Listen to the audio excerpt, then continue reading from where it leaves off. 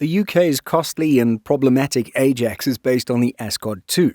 The now cancelled M10 Booker from the US Army is also a derivative of Ascod 2. With these two big and expensive programs looking like failures, one could jump to the conclusion that the common denominator, the Ascod 2 platform, is to blame. But is that really the case? In today's video, we examine the background of this vehicle, the reality of the Ajax program, and how it compares to other vehicles based on the same Ascod 2 platform. The Ascod name itself stands for Austrian-Spanish Cooperative Development. Its development came from a collaboration between Austria's Steyr-Daimler-Puch and Spain-based Santa Barbara Sistemas. Both companies are now divisions of a unit of General Dynamics. An improved version of the original Ascod platform, Ascod 2 is the modern evolution of a partnership that began in the 1990s. The platform has since grown from a binational infantry fighting vehicle, or IFV, into a versatile modular family of tracked vehicles with several international customers beyond the original two. Produced today by General Dynamics European Land Systems, or GDELS, the Ascod 2 is designed to scale, meant to support everything from basic armoured personnel carriers to 42-ton heavy reconnaissance vehicles to agile light tanks. But the platform has seen both success and, well, a lack of success. For the latter, let's first look to the United States and its now cancelled M10 Booker. Intended for the US Army's Mobile Protected Firepower program, General Glenn Dean provides some good background on what the vehicle was all about by saying, "The M10 Booker is an armoured vehicle that is intended to support our infantry brigade combat teams by suppressing and destroying fortifications, gun systems and trench routes, and then secondarily providing protection against enemy armoured vehicles." Developed from the Griffin II from General Dynamics, which itself is a derivative of the Ascod 2 family, the US Army officially cancelled the M10 program on June 11, 2025. As explained by the National Security Journal, the Army realized that the vehicle was too heavy to use most of the bridges at Fort Campbell, home of the 101st Airborne. The M10 was also too heavy to be airdropped from a C-17, an original requirement for the vehicle and its intended purpose of rapid deployment. Several websites quote Army Secretary Dan Driscoll as saying, "We got a heavy tank," when discussing the program's cancellation. On top of the basic fact that it didn't meet its intended purpose, the Army saw the platform's cost as excessive, a problem common to long-term procurement projects. A third problem involved the maintenance contract with General Dynamics, which limited the ability of the Army to repair the vehicles on its own, thus opening up the possibility of high costs later on. So that's M10 Booker in a nutshell, although we're sure much more can be said about the program. But moving on to the next case, we've already covered the failings of the UK's Ajax in a separate video. But for those who need reminding, the Ajax was, and currently still is, intended to be the crown jewel of the UK's armoured cavalry. In 2010, the UK Ministry of Defence selected the Ascod 2 over the BAE Systems CV-90, sparking a decade-long procurement nightmare. The core issues preventing Ajax from entering service appear to be harmful vibrations causing nausea and excessive noise causing hearing damage to crews. Similar to the M10 Booker, weight appears to be an issue with Ajax, but for different reasons.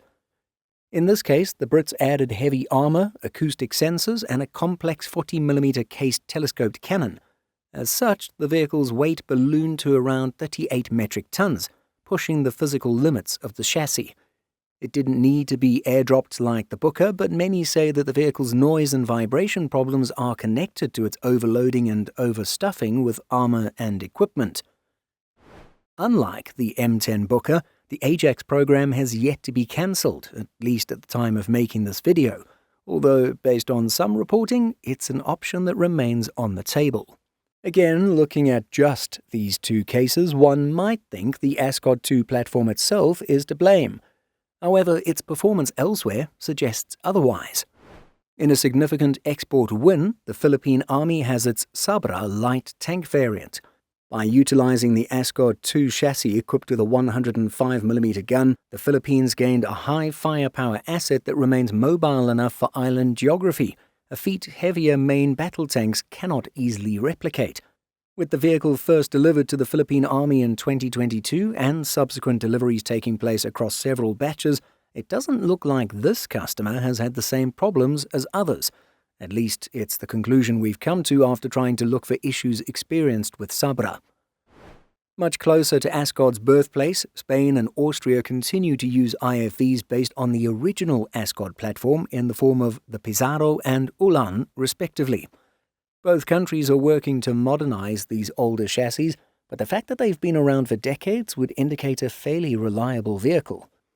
But for the Ascod 2, Spain is already using 36 VC Zap caster engineering vehicles based on this platform and is spending billions for the Ascod 2-based VAC, or Vehículo de Apoyo de Cadenas. Latvia has selected the Ascod 2 platform for its next IFVs, what it'll call Hunter or Mednieks. The Baltic nation has 84 of these on order.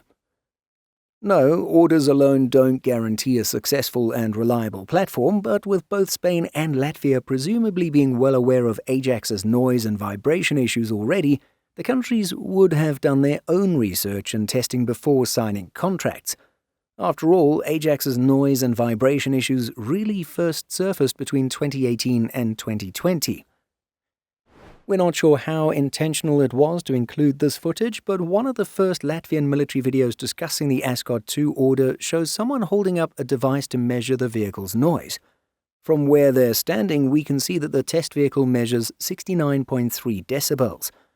By the way, a press report recorded an exterior reading for Ajax of approximately 90 decibels from a few meters away using a smartphone app during a demonstration, while official reporting states that maximum noise levels for the British vehicle have consistently been in the region of 117 decibels. And so, at least to us, it becomes clear that the problem is not with the original Ascod 2 platform, but rather in how customers have chosen to modify and adapt it. The Americans selected the platform for a specific purpose, but only later realized that it wasn't suitable for that type of usage. The Brits seem to have tinkered with it so much that it's no longer safe to its users. What it has now is arguably the result of trying to force a medium-weight platform to carry the burden of a heavy tank's equipment.